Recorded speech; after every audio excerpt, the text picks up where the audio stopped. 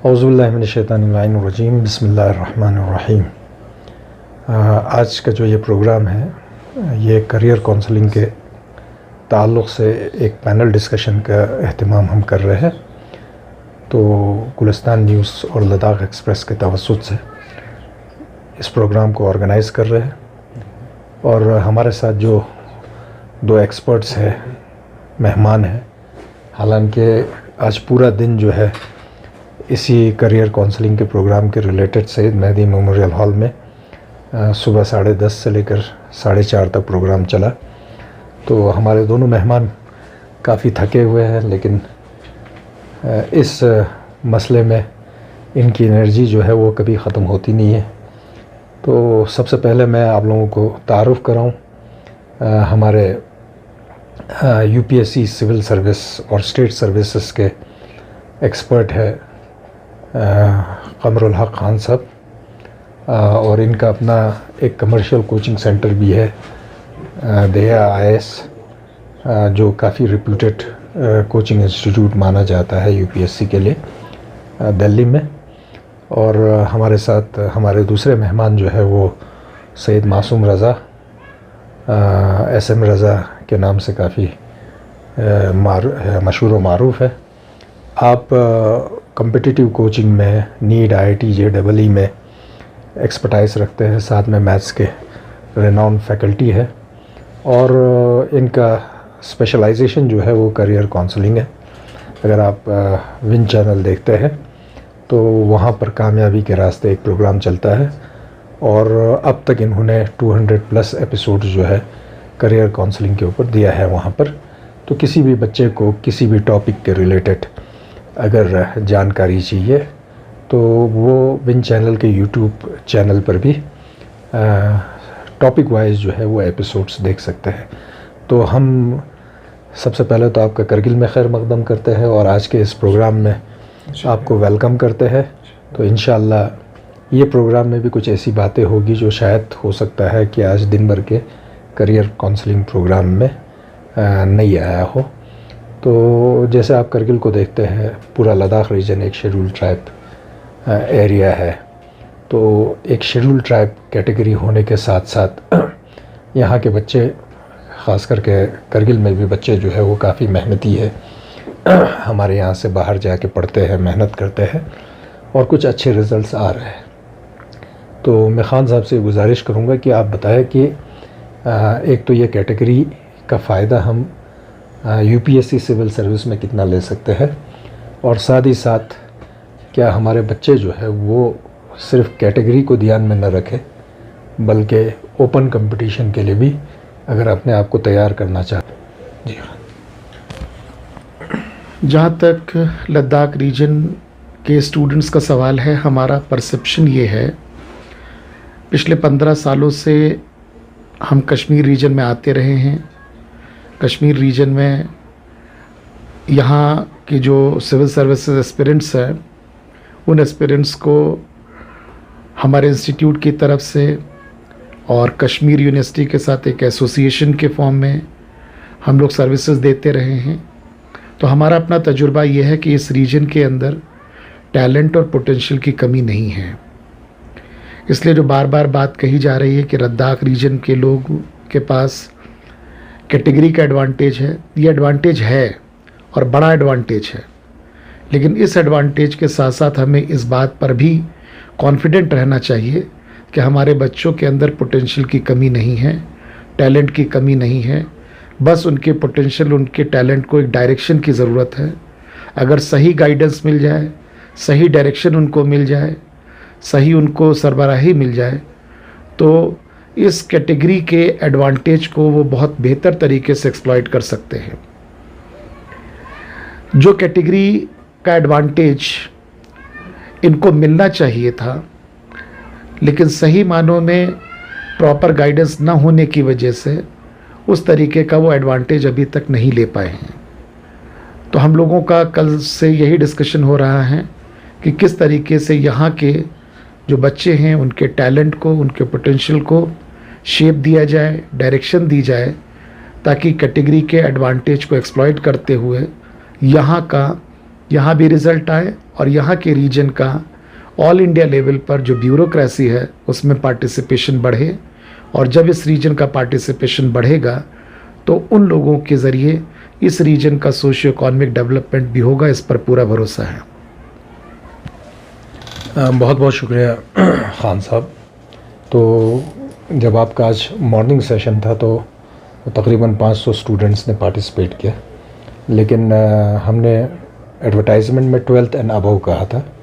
जो under graduate students है, graduate students है, पोस्ट ग्रेजुएट स्टूडेंट्स है, लेकिन ग्रेजुएट और under graduate students, post graduation वाले स्टूडेंट्स का नंबर बहुत कम था। लेकिन जो 12th लेवल के स्टूडेंट्स थे उन्होंने काफ़ी आपसे इंस्पिरेशन लिया, काफ़ी मोटिवेट हुए, और हम उम्मीद करते हैं कि अभी से उनका एक माइंडसेट डेवलप हुआ कि ये भी एक सेक्टर है, ये भी एक सर्विस है जिसमें हम आगे बढ़ सकते हैं। तो हमारे साथ SM रज़ा साहब हैं, तो अभी 4:30 बजे तक, बल्कि उसके बाद पर्सन टू पर्सन स्टूडेंट्स के साथ आपने इंटरेक्ट किया, उनके बहुत सारे क्वेरीज़ थे, क्वेश्चन थे। तो 5 बजे तक आपने ये सारा प्रोग्राम जो है वो डिलीवर्ड किया, और तकरीबन 800 से 900 बच्चे जो है आज के प्रोग्राम में थे, और बहुत अच्छे इंटरेस्टिंग क्वेश्चंस थे, बहुत नॉवेल क्वेश्चंस थे। अपने इलाके के ताल्लुक़ से, अपने जो इन्वायरमेंट है एकेडमिक, उसके ताल्लुक़ से भी उन्होंने बहुत सारी बातें की।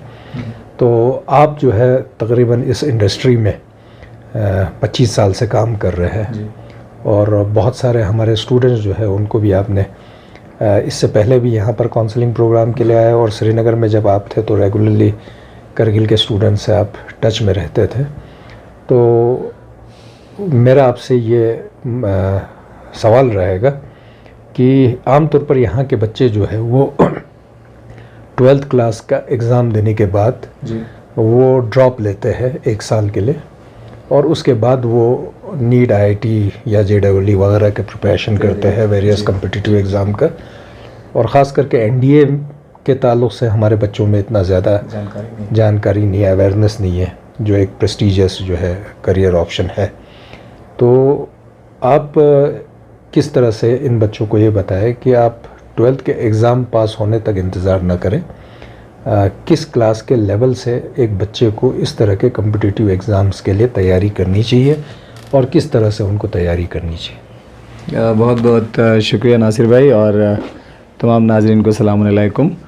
और बड़ा अच्छा एक आज सेशन रहा, और ऑल प्राइवेट स्कूल एसोसिएशन ने बहुत अच्छा प्रोग्राम मुनक़िद किया, और ज़ाहिर है कि इस तरह के प्रोग्राम लगातार होने भी चाहिए, क्योंकि जानकारी जितनी पहले बच्चों तक पहुंचती है, उनको अपनी जो हदफ है या टारगेट है या मंजिल है उसको अचीव करने में उतनी आसानी होती है। कुछ सवाल जो आ जाए, आपके सवाल का जवाब देने से कबल मैं एक बात रखना चाहूँगा इस चैनल के ज़रिए, और आपके ज़रिए ख़ास तौर से, कि वालिदैन कभी भी बच्चों के ऊपर किसी भी कोर्स को कभी थोपे नहीं।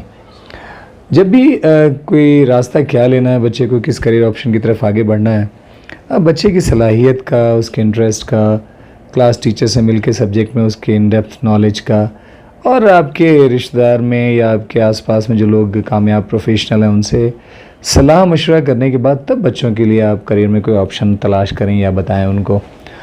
और बच्चों से कहूँगा कि आपके वालिदैन, अल्लाह ने आपको बहुत बड़ी एक नेमत से नवाजा है। जो आपके सामने आपके वालिदैन है वो आपके लिए भला ही सोचते हैं। तो जब भी किसी भी टॉपिक पे अगर कोई डिस्कशन करना है तो आप घर में बैठें, सलाह मशवरा करें, और डिसाइड करके, जितना जल्दी डिसाइड करके अगर किसी काम के लिए आप शुरुआत करेंगे, वहाँ तक पहुँचने में उतनी ही आपको आसानी होगी। बात बहुत ही अच्छी आपने रखी है। आज हम लोगों ने कई काउंसलिंग के प्रोग्राम में ये बच्चों ने सवाल नहीं रखा था, तो इस चैनल के ज़रिए मैं बोलना चाहूँगा कि IIT JEE एडवांस आप सिर्फ 2 अटैम्प्ट लिख सकते हैं। ये बड़ा इंटरेस्टिंग एक इन्फॉर्मेशन पेरेंट के लिए, बच्चों के लिए होगा। और वो 2 अटैम्प्ट भी हमें समझना होगा कि वो 2 अटैम्प्ट कौन से 2 अटैम्प्ट होते हैं। पहला अटैम्प्ट उस साल को माना जाता है जिस साल आप 12 बोर्ड का एग्ज़ाम लिख रहे होते हैं, चाहे आप IIT JEE एडवांस का पेपर फेस करें या ना करें। तो आप सोचिए कि अगर आपने अपने बच्चे को इस तरह से किया, या बच्चा इस तरह से चल रहा हो कि 12th कंप्लीट करने के बाद तब वो JEE की प्रिपरेशन करता है, तो ध्यान रखेंगे ऐसे बच्चों के लिए सिर्फ 1 अटैम्प्ट बच जाता है। अब वो ज़माना नहीं रहा कि आप 12th पास करने के बाद तब आप गैप दे के प्रिपरेशन करें। अपने बच्चों को बहुत पहले आप इसके लिए तैयार करने की कोशिश करें। और जेई मेंस में जैसे मैंने IITJ एडवांस में बताया 2 अटैम्प्ट होते हैं, मेंस में 3 अटैम्प्ट होते हैं। हाँ, ये ज़रूर है कि आप जोग्राफियाई एतबार से आप जहाँ हैं वहाँ आपको ST का एक दर्जा मिला हुआ है, तो एज में रिलैक्सेशन ज़रूर 5 साल के आपके बच्चों के लिए है, और नंबर ऑफ़ अटैम्प्ट जो है वो 2 ही हैं। तो इसलिए अब ज़माना ऐसा रह गया है, आने वाले टाइम की बात मैं कह रहा हूँ, चैलेंज बढ़ेंगे, नंबर ऑफ़ एस्पिरेंट बढ़ेंगे, सीट्स उस रेशियो से नहीं बढ़नी है। तो जितना पहले बच्चों को टारगेट या उनको हदफ डिसाइड कराया जाए और वहाँ से उनकी तैयारी करानी शुरू की जाए, तो मुझे लगता है कि इस एंट्रेंस को क्रैक करने में उतनी ही आसानी होगी। सो अब ये रास्ता बदलना होगा। 12th के बाद तैयारी ना करें, तैयारी जितना पहले शुरू करेंगे उतना ही रास्ता आपके लिए आसान होगा। जी, बहुत बेहतरीन आपका जवाब था इस सिलसिले में। तो एक चीज़ है खान साहब, आप बहुत सारे गवर्नमेंट्स के साथ भी काम कर रहे हैं। जैसे हमारे डिस्कशन में आया कि आप वेस्ट बंगाल गवर्नमेंट है, आपका उड़ीसा है, उत्तराखंड है वगैरह। तो पहला ये होगा कि उनका एक स्ट्रक्चर क्या होता है जो आपके साथ वो कोलैबोरेट करते हैं, और उनके स्टेट के सिविल एस्पिरेंट्स के लिए आप क्या उनके साथ आपका MOU किस तरह से होता है, मॉड्यूल किस तरह से होता है, उसके बारे में भी हम थोड़ा सा जानना चाहेंगे। और मैं नाजरीन को बताऊं कि QS खान साहब जो है ये तकरीबन फाउंडर या इनिशिएटर बोले, या आप जो क्यूरेटर जो जामिया मिल्लिया का रेसिडेंशियल RCA प्रोग्राम जो चला है उसके आप रूह रवां रह चुके हैं। तो हमारे यहाँ पर भी एक कौंसल है, Ladakh autonomous hill development council, और इनके पास भी गवर्नमेंट की तरफ से एक अच्छा बजटरी प्रोविज़न होता है वेरियस स्कीम्स के लिए, वेरियस प्रोग्राम्स के लिए। और हमारे जो पिछला वाला कौंसल था उन्होंने एक अच्छा एक सब्सिडी कंपोनेंट स्टार्ट किया था वेरियस सेक्टर में, एग्रीकल्चर है, हॉर्टिकल्चर है, सोलर एनर्जी में, और साथ साथ में उन्होंने एजुकेशन में भी सब्सिडी कंपोनेंट रखा था, जिसमें 25% जो है वो स्टूडेंट को कंट्रीब्यूट करना है और 75% जो है कौंसल जो है वो स्पॉन्सर करता है। तो उसमें स्टूडेंट्स के लिए लैपटॉप वगैरह, टैबलेट्स है। उसी तरह से उस सब्सिडी कंपोनेंट में कम्पिटिटिव कोचिंग का भी एक एस्पेक्ट है। तो आप दूसरा, आप बहुत सारे सोशल ऑर्गेनाइजेशंस के साथ काम करते हैं या चैरिटेबल ऑर्गेनाइजेशंस के साथ काम करते हैं। उनका जो एस्पिरेंट्स है उनको आपके पास जिस तरह से भेजा जाता है, तो उस मॉड्यूल के बारे में थोड़ा सा आप हमारे सामीन को बताएं। और यहाँ के जो रिलीजियस ऑर्गेनाइजेशंस है, सोशल ऑर्गेनाइजेशंस है, और हमारे यहाँ पर जितने भी स्कूल्स है वो नॉट फॉर प्रॉफिट स्कूल्स है, हमारा Ladakh autonomous hill development council है। तो उस कॉन्टेक्स्ट में आप क्या एडवाइस करना चाहेंगे, इसके बारे में आप सामीन को ज़रा बताएं। हमारा अपना कॉमर्शियल कोचिंग इंस्टीट्यूट है DHIS के नाम से, और इस कॉमर्शियल कोचिंग इंस्टीट्यूट की तकरीबन 1 दर्जन ब्रांचेस हैं जो मेनली दिल्ली, NCR और यूपी में हैं। इसके साथ साथ कुछ हमारी स्टेट गवर्नमेंट्स के साथ भी टाई अप हैं। जैसा नासिर भाई ने बताया, वेस्ट बंगाल गवर्नमेंट के साथ हमारा टाई अप है, प्रोग्राम चल रहा है। झारखंड गवर्नमेंट के साथ भी टाई अप है, वहाँ पे भी प्रोग्राम चल रहा है। उड़ीसा गवर्नमेंट के साथ भी टाई अप रहा है, दिल्ली गवर्नमेंट के साथ भी टाई अप रहा है, और जम्मू कश्मीर श्रीनगर में पिछले 15 सालों से हमारा प्रोग्राम चलता आ रहा है। हर स्टेट गवर्नमेंट के साथ जो हमारे प्रोग्राम चल रहे हैं, प्रोग्राम के मॉडल्स अलग अलग हैं।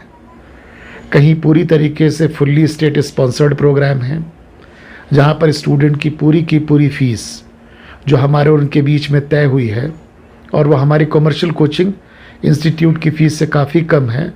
हम खुद उनसे अपने एक फिलंथ्रोपिक सोच के तहत कम फ़ीस ही रखते हैं, और उस कम फ़ीस पर जो पूरी की पूरी फ़ीस है वो स्टेट गवर्नमेंट बियर करती है। लेकिन कुछ स्टेट के साथ ऐसे भी हमारे मॉडल बने हैं जिसमें से जो फ़ीस हमारे बीच में डिसाइड हुई है उसका 75% कॉम्पोनेंट गवर्नमेंट देगी, और 25% का जो कॉम्पोनेंट है वो स्टूडेंट से लिया जाएगा। साथ ही साथ कुछ स्टेट के साथ हमारे ऐसे मॉडल भी हैं जिसमें स्टेट गवर्नमेंट जो एस्पिरेंट्स हैं, जो स्टूडेंट्स हैं, उनको रेजिडेंशियल कैंपस भी प्रोवाइड करती है।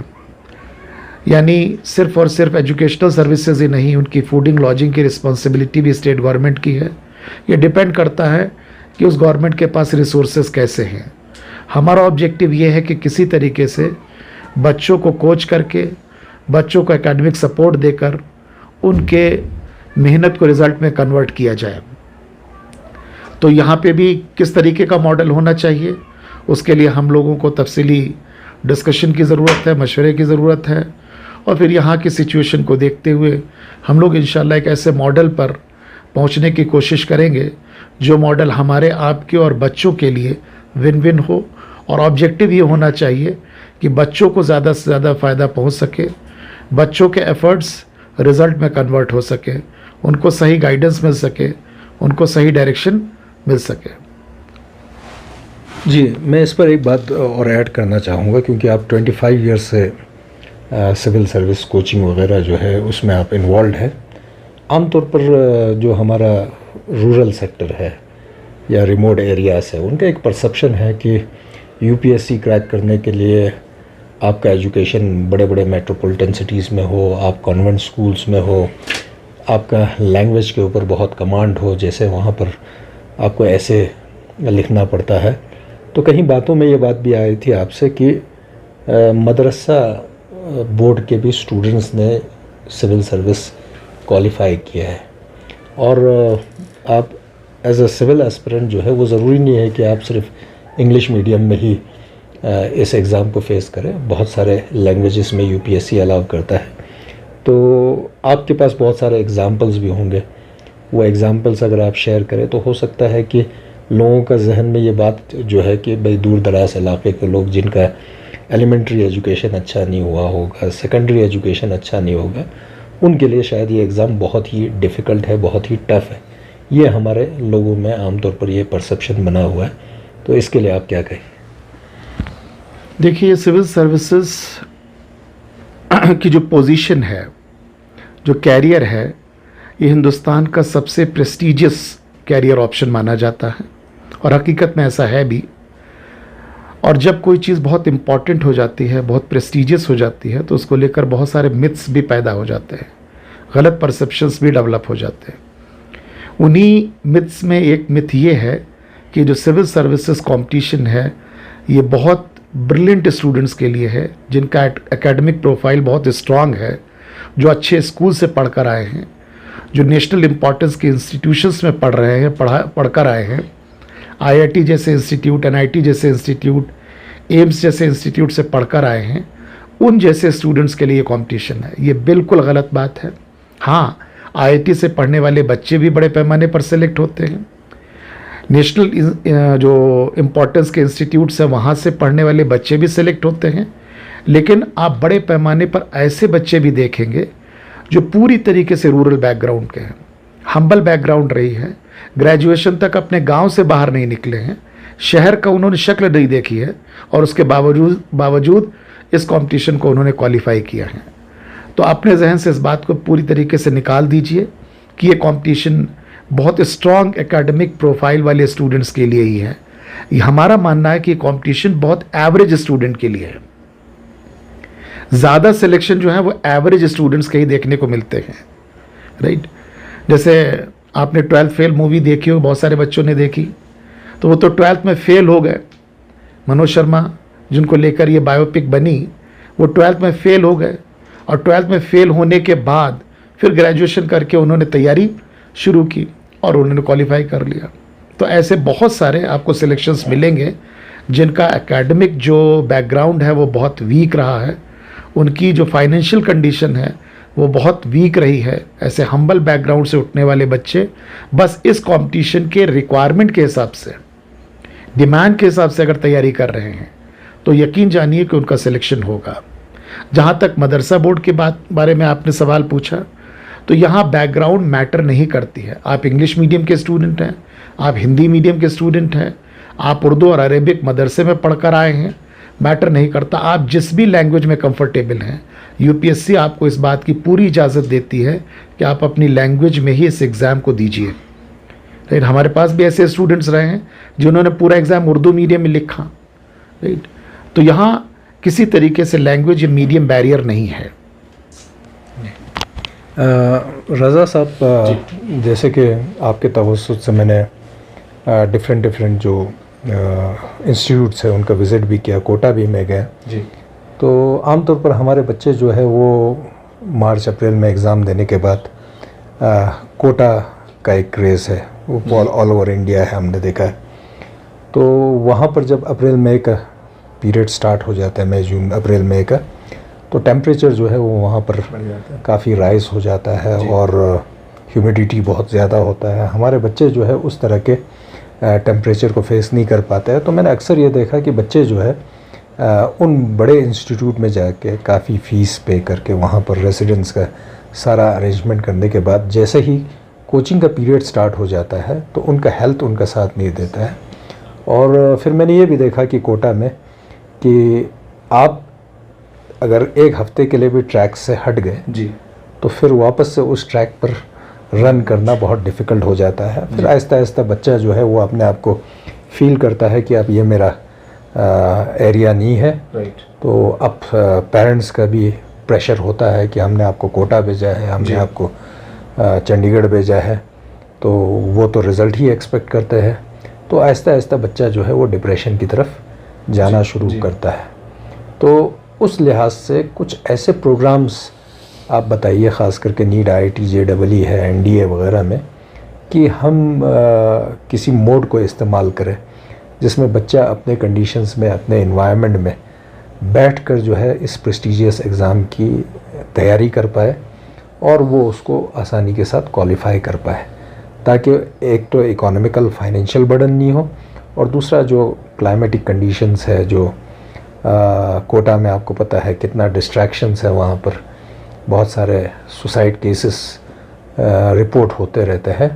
तो करगिल जैसे इलाके में आपने करगिल को बहुत बारीकी से देखा है, इंस्टीट्यूशंस में आपने विज़िट किया है, स्टूडेंट से आपने इंटरेक्ट किया है, तो ऐसा कोई मॉडल या स्ट्रक्चर जो हम लोग जो है, चाहे वो स्कूल लेवल पे हो, चाहे ऑर्गेनाइजेशंस है हमारे यहाँ पर जो एजुकेशन में काम कर रहे हैं, रिलीजियस ऑर्गेनाइजेशंस है, सोसाइटीज़ है, हमारा जो है Ladakh autonomous hill development council है, तो उसके लिए हमें क्या क्या तैयारी करना चाहिए और किस तरह से हम बच्चों को करगिल में ही रख के इन एग्ज़ाम्स के लिए तैयार कर सकते हैं। बहुत ही बेहतरीन सवाल आपने राइज़ किया और अभी कमर भाई ने बताया भी कि बहुत सारे मिथ है जिसको बच्चों के सामने या पेरेंट के सामने रखा जाता है।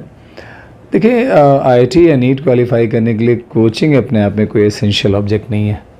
ऐसे बहुत सारे बच्चे मिलेंगे जिन्होंने कोचिंग का मुँह नहीं देखा होगा, लेकिन उसके बावजूद भी वो IIT में आराम से कोई अच्छी रैंक ले आते हैं, नीट में भी एक अच्छी रैंक लेके आते हैं। तो सबसे अहम चीज़ है आपकी प्लानिंग। आप कितना ज़्यादा सेल्फ मोटिवेटेड हैं, आपका टाइम टेबल कैसे मेंटेन हो रहा है।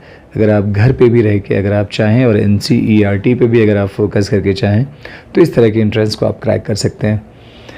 किसी भी फैसले पे पहुंचने से पहले हमेशा एनालिसिस होना चाहिए। पेरेंट जब भी अपने बच्चों को कहीं बाहर भेजें, ज़रूर देखें कि क्या बच्चा बाहर जाके ऐसे टेम्परेचर में सर्वाइव कर सकता है या नहीं कर सकता है। खाने पीने की जो परेशानियां होंगी, जायका अलग होगा, जो खाने का ट्रेडिशन यहाँ का है वो डेफिनेटली और दूसरे जगहों से अलग होगा, क्या बच्चे को उससे कोई परेशानी तो नहीं होगी।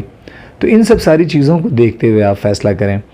मैं एक चीज़ देख रहा हूँ लगातार कि अब जैसे जैसे ऑनलाइन का क्रेज़, यानी ऑनलाइन की अवेलेबिलिटी बढ़ रही है और छोटे छोटे शहरों में बच्चे ऑनलाइन से सारे मटेरियल को अवेल करके और तैयारी कर रहे हैं, ऐसे पोजीशन में मैं देख रहा हूँ नीट में भी और JEE में भी कि छोटे शहरों से भी अब रिज़ल्ट आने लगे हैं। तो यहाँ पे अगर बच्चे प्रॉपर हों, डिस्ट्रैक्शन में ना जाएं, यानी कभी भी डिजिटल प्लेटफॉर्म का गलत इस्तेमाल ना करें, एकदम प्लानिंग वे, यानी एक पर्टिकुलर प्लानिंग बना के अगर उसका इस्तेमाल करें, तो मुझे लगता है कि ऑनलाइन से भी अगर बच्चों को जोड़ा जाए और स्कूल के करिकुलम के साथ अगर बढ़ाया जाए और वो अपना टाइम टेबल प्रॉपर मेंटेन करें, तो घर पे रह के भी प्रिपरेशन करके आराम से इस तरह के एंट्रेंस को क्रैक कर सकते हैं। बात जहाँ तक आती है कि डिस्ट्रैक्शन की या इस तरह से जो बच्चे गलत स्टेप उठा लेते हैं उसकी, देखिए जो बच्चे प्लानिंग के साथ होते हैं, जो पढ़ाया जाता है, अगर डेली का काम डेली करते हैं तो ऐसे बच्चे एग्ज़ाम में जो इंटरनल यूनिट टेस्ट होते हैं उसमें भी अच्छा परफॉर्म करते हैं। और जब आप इंटरनल टेस्ट में अच्छा परफॉर्म करने लगते हैं तो आपके ऊपर ज़हनी कोई भी दबाव नहीं होता है। परेशानी कहाँ से होती है कि आप काम में कहीं ना कहीं लैग करते हैं, बैकलॉग आपके बनने शुरू हो जाते हैं। जो इंटरनल एग्ज़ाम्स होते हैं उसमें आप अपने शेड्यूल को प्रॉपर मेंटेन ना करने की वजह से आप लैग करने लगते हैं। थोड़े दिन के बाद वो इतना ज़्यादा गैप बनने लगता है कि आपको लगता है कि शायद ये गैप को आप फिल नहीं कर पाएंगे, वहाँ से परेशानी शुरू होती है। तो अगर डे 1 से सारी चीज़ों को प्रॉपरली हैंडल किया जाए, टाइम टेबल अच्छा मेंटेन किया जाए, रोज़ का काम रोज़ किया जाए, 4 से 5 घंटे के सेल्फ स्टडी को मेंटेन किया जाए, तो भरोसा माने हर इंटरनल टेस्ट में आप अच्छा करेंगे। हर इंटरनल टेस्ट में अच्छा करेंगे तो आप मोटिवेटेड भी रहेंगे और उसी मोटिवेशन के साथ जब आप आगे बढ़ेंगे तो खुशी खुशी ऐसे एग्ज़ाम्स को आप क्रैक करेंगे। तो ये सारी चीज़ें डिपेंड इस बात पे करेंगी कि आप प्लानिंग कैसे करते हैं। तो पेरेंट को भी किसी चीज़ की तरफ जब कदम बढ़ाना है तो आप भी एनालाइज करें, लोगों से सलाह मशवरा करें, और बच्चों से भी मैं कहूँगा कि जो आज का काम है उसे आज ही कंप्लीट करें।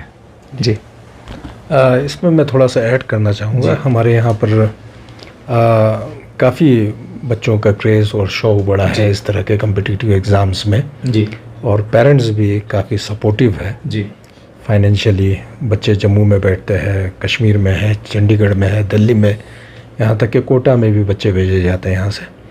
लेकिन ये होता है कि उनका एक अटैम्प्ट में अगर क्वालिफाई नहीं होता है तो रिपीटेडली वो अटैम्प्ट करते रहते हैं। जी, जी, तो कुछ ऐसे बच्चे देखे हमने जो 3-3 साल 4-4 साल से वो अटैम्प्ट कर रहे हैं। तो अब ये एग्ज़ाम जो है वो हर किसी के लिए तो पॉसिबल है नहीं। जी, आपको पता है कंपटीशन भी बहुत ज़्यादा है, नंबर जी, ऑफ़ सीट्स जी। भी कम है। तो उन बच्चों को आप क्या मशवरा देंगे कि भाई अपने आप को कितने अटैम्प्ट तक टेस्ट करें? राइट, और अगर उनको ऐसा लगता है कि ये उनसे मुमकिन नहीं है तो बहुत सारे और सब्जेक्ट्स है, बहुत सारे एवेन्यूज़ है, जी, जी। बहुत सारे दूसरे करियर ऑप्शंस है। तो किस तरह से उन बच्चों को दूसरे तरफ ध्यान देने की ज़रूरत है?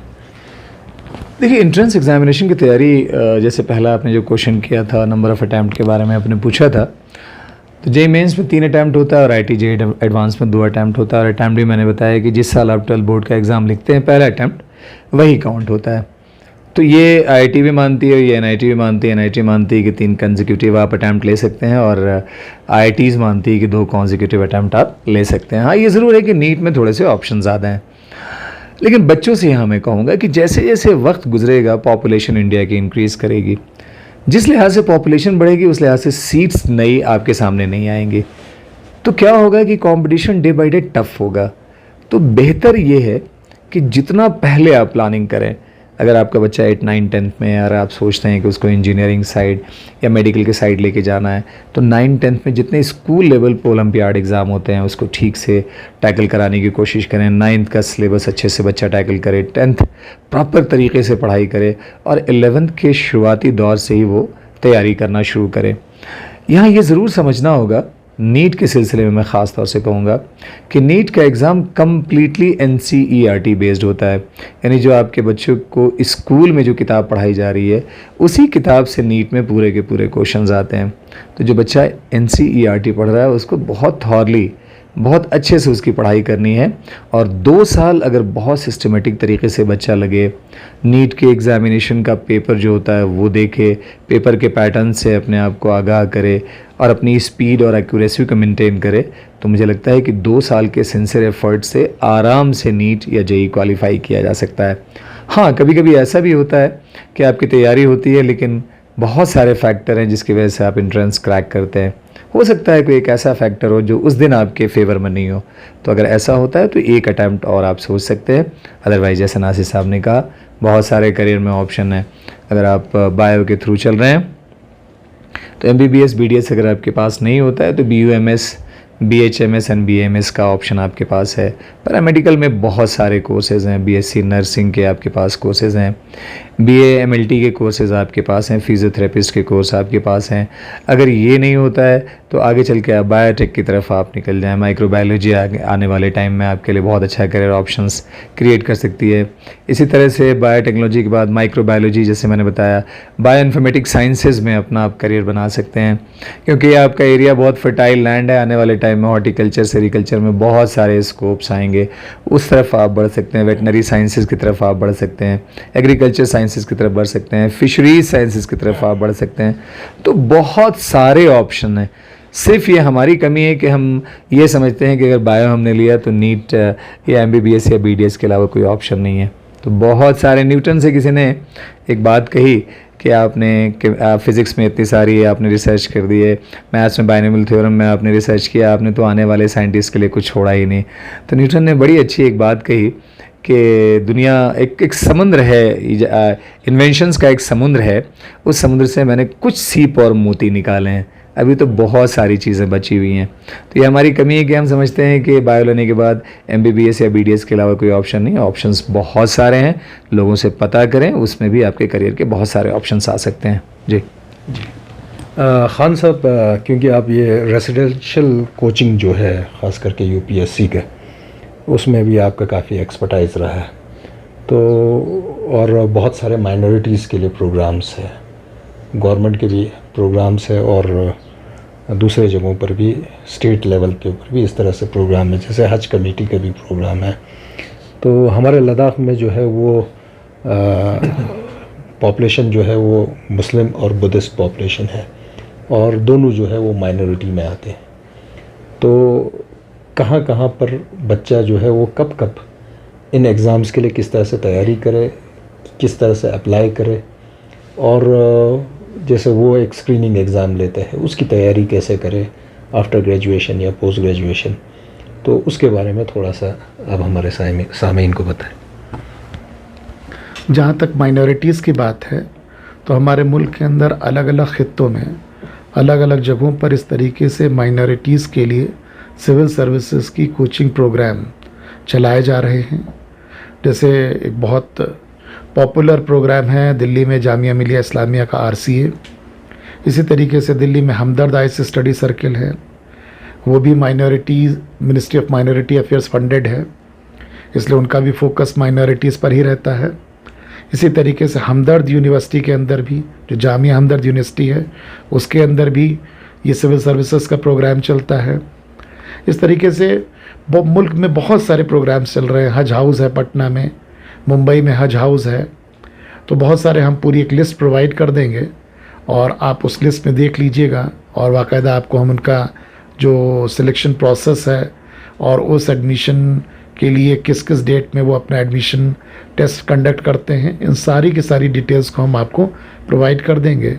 और आप देखिएगा कि यहाँ पर बच्चों को कब वहाँ पर भेजा जा सकता है। लेकिन उससे बेहतर हमारा मशवरा ये होगा कि जब इतना बड़ा रीजन है, पोटेंशियल की कमी नहीं है, टैलेंट की कमी नहीं, और हम पूरे भरोसे के साथ कह रहे हैं, 15 साल का हमारा कश्मीर को लेकर, लद्दाख को लेकर कोई ख़ास तजुर्बा नहीं है, लेकिन कश्मीर को लेकर हमारा अपना तजुर्बा है, और हम इस बात को लेकर पूरी तरीके से कन्विंस्ड हैं कि जो टैलेंट कश्मीर रीजन में है, अगर वैसा टैलेंट हमें नॉर्थ इंडिया में दूसरे रीजन में मिले तो हमारे पास जो आज सिलेक्शंस है उससे कहीं ज़्यादा सिलेक्शंस होते हैं।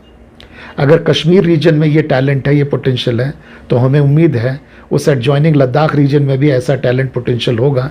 तो rather than sending students to other places, हम यहीं ऐसी कोशिश करें कि हमारे बच्चों को दूसरे तरीके के चैलेंजेस फेस न करने पड़े, और हम यहीं पर उनके लिए वो इंतज़ाम करें और यहीं पर उनको गाइडेंस मिले और यहीं रहते हुए रिज़ल्ट प्रोड्यूस कर सकें। जी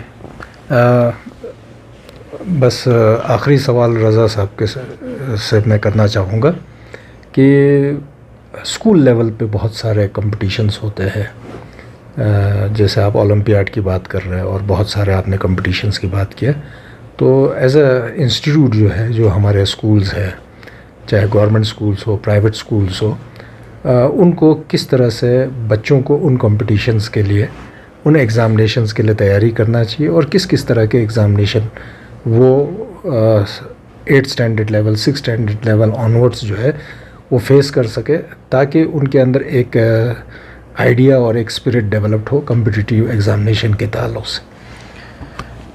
देखिए, जैसे आपका बच्चा छोटी क्लास में जब होता है, ओलंपियाड एग्ज़ाम को मैं बताऊं, सपोज़ अगर आपका बच्चा 8th क्लास में है और जिस स्कूल में पढ़ता है, तो उस स्कूल में अगर 8th क्लास में 100 बच्चे हैं, तो 100 बच्चों के दरमियान आपका बच्चा कहाँ पे स्टैंड करता है, उसके रिज़ल्ट से आप अंदाज़ा लगा सकते हैं।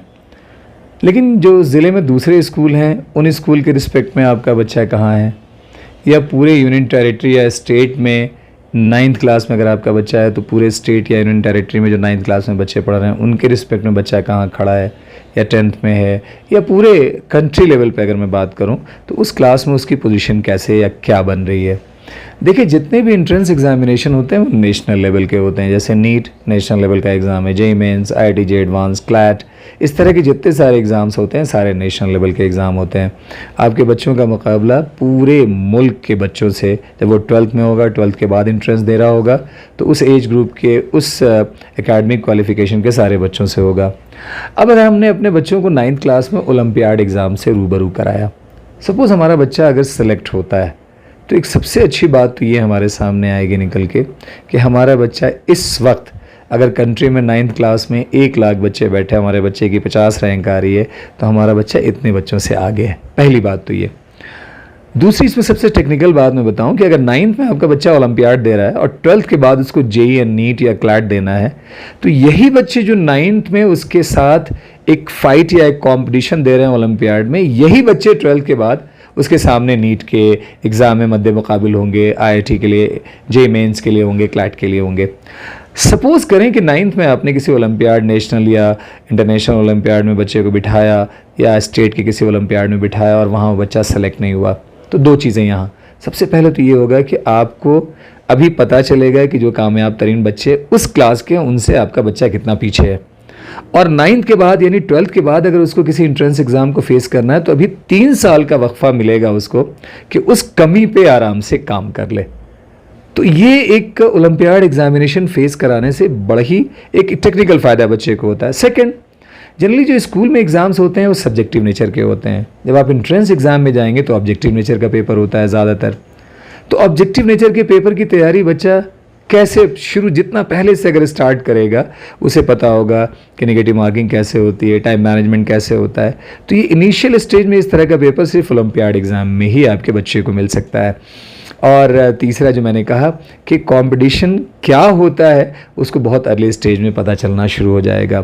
तो कल हम लोग बात कर रहे थे और इस चैनल के थ्रू जितने भी यहाँ टीचर्स हैं मैं उनसे गुजारिश करूँगा कि एक आप अपना एक ग्रुप बनाएं, जैसे लद्दाख साइंस टीचर एसोसिएशन या Kargil district science teacher association, Kargil district maths teacher association, और आप लोग मिल करके 9th और 6th के बच्चों में ओलंपियाड आप कराएं और उस टैलेंट को आप नर्च करने की कोशिश करें। जो बच्चे अच्छे निकल रहे हैं उनके साथ लगें और एनर्जी इम्पार्ट करें ताकि आने वाले वक्त में वो और अच्छा करें, और जो बच्चा बेहतर नहीं कर पा रहा है उसकी कमियों पे आप काम करें ताकि आने वाले वक्त में जब वो 2 या 3 साल के बाद नेशनल लेवल के एंट्रेंस एग्जामिनेशन को फेस करे तो इन तमाम परेशानियों से बच्चा वो आगे निकल के या अलग हट के इस तरह के एंट्रेंस एग्जामिनेशन को एक सक्सेसफुल तरह से अटैम्प्ट करे। तो ओलंपियाड एग्जाम के बारे में मैं कहूँगा कि ज़रूर आप लोग सोचें और बच्चों को इनिशियल फेज़ में ज़रूर फेस कराएं। जी बहुत बहुत शुक्रिया।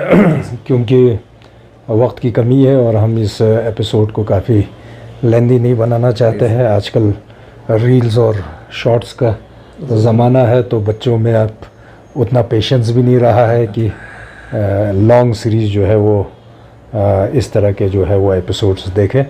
तो उम्मीद ये करते हैं कि जो हमारा आज का प्रोग्राम है और जो हमारे एक्सपर्ट्स हैं उनसे काफ़ी अच्छी अच्छी बातें हैं, बहुत सारी बातें जो है वो रह गई है।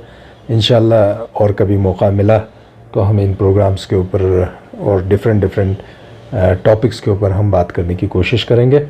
और जैसे हमारा डिस्कशन हुआ ख़ान साहब से, तो इंशाल्लाह हम कोशिश ये कर रहे हैं कि अगर पॉसिबल होगा तो कमिंग टाइम्स में कम से कम जो है वो करियर काउंसलिंग नहीं हो, एक वर्कशॉप प्रोग्राम का सिस्टम यहाँ पर इनिशियली शुरू हो ताकि जो इंटरेस्टेड है और रियल एस्पिरेंट्स है उनका पूरा एक ओरिएंटेशन हो जाए और उनको ये समझ में आ जाए कि वो किस तरह से इन एग्ज़ाम्स को फेस कर सकते हैं और उसकी तैयारी किस तरह से करना है।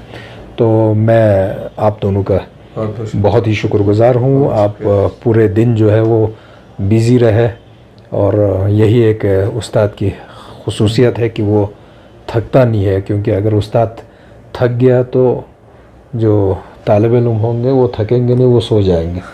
तो ये एनर्जी के साथ आप इतने दूर सफ़र करके यहाँ पर आए और बहुत अच्छे प्रोग्राम्स दिए। इसके बाद भी हमारा एक प्रोग्राम है ऑल प्राइवेट स्कूल एसोसिएशन के साथ, तो इंशाल्लाह जितना भी आपके एडवाइसेस है, सजेशंस है, उस पर हमारे करगिल के लोग जो है वो अमल करने की कोशिश करेंगे। इंस्टीट्यूशंस जो है वो आगे आएंगे, ऑर्गेनाइजेशंस आगे आएंगे और इस तरह के प्रोग्राम्स को और एनकरेज करेंगे ताकि आने वाले वक्त में हमारा भी जो है पार्टिसिपेशन नेशन के डेवलपमेंट में और हमारे लद्दाख के डेवलपमेंट में ज़्यादा से ज़्यादा हो।